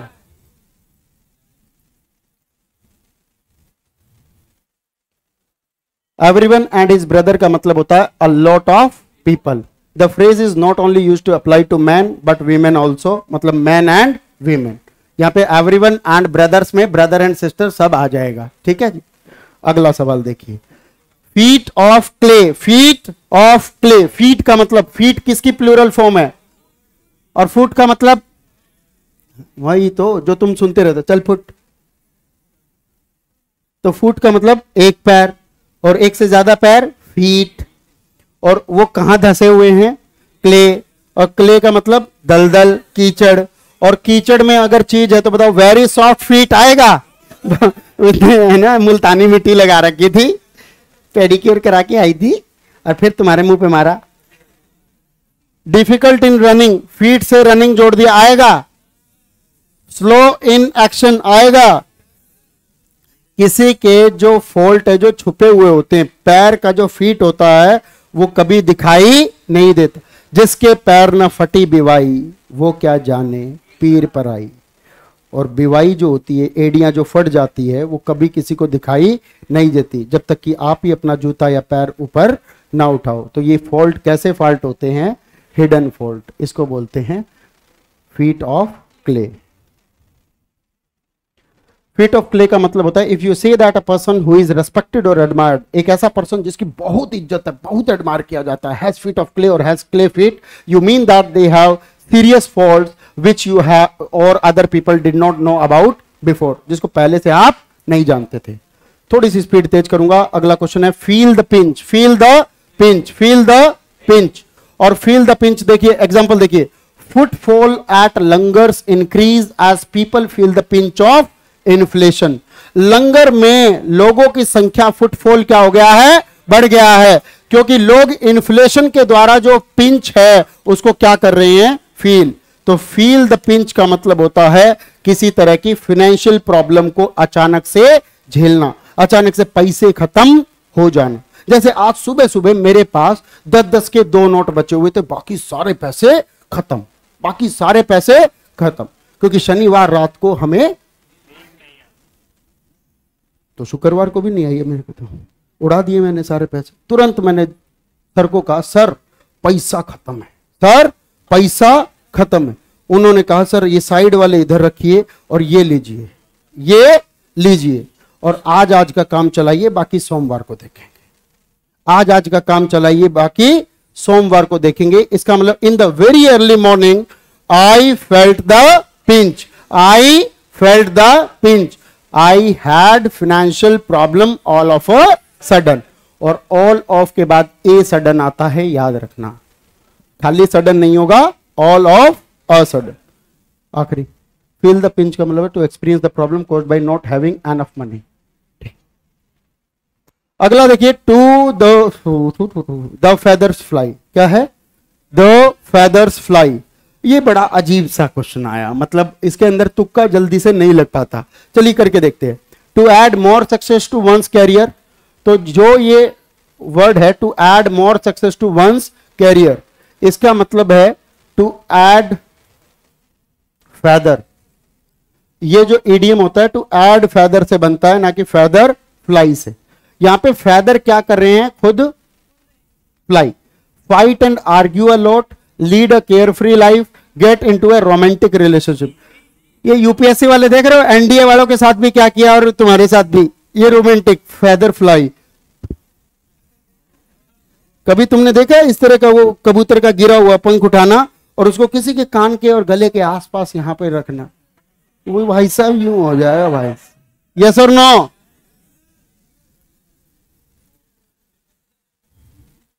नहीं, मैंने करके नहीं देखा, करवा के देखा है। नू कह रहा सर ने करके देख रखा है। अगले 1 मिनट के अंदर कह रहा हूं।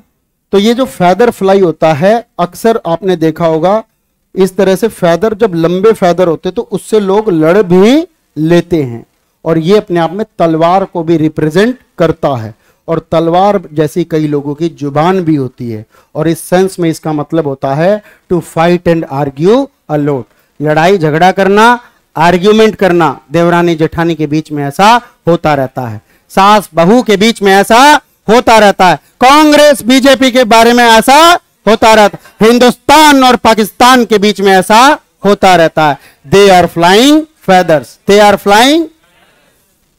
आखिरी शब्द, और हमारे बीच में आप सबके आन बान और शान। अगला सर, सर आओ ना sir, sir please please please please sir, भगवान का मैं चाहता हूं आप आए सर। मैं चाहता हूं आप जोरदार तालियां बजाकर स्वागत करें अनुज सेठ सर का। सर प्लीज सर, अनुज सेठ सर प्लीज।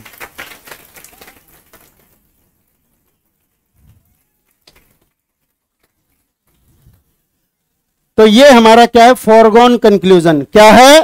Foregone conclusion. क्या है? Foregone conclusion. जो इंग्लिश में आया है वो मैथ पढ़ के जाएगा, जो इंग्लिश में आया है वो मैथ पढ़ के, और इसको बोलते फॉरगॉन कंक्लूजन। क्या बोलते हैं? अब मीनिंग बताओ क्या आएगा?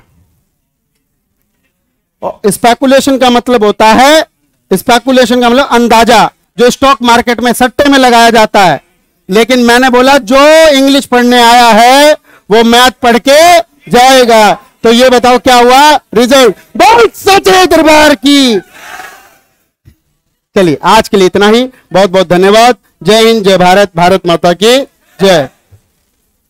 इससे पिछले वाले का आंसर था फेदर फ्लाई। फेदर फ्लाई का मतलब था अरे fight and argue a lot, बहुत ज्यादा लड़ाई करना। कांग्रेस बीजेपी, सास बहू, देवरानी जेठानी, इसके बीच में क्या होता है? Feather fly. कितने इडियम याद किए आज? आप में से कितने लोग ओनली मैथ्स में हैं? आपको समय खराब तो नहीं हुआ ना आपका? ठीक है, थैंक यू। चलें बेबी, चलें। यूं कह रहे ओके बाबू।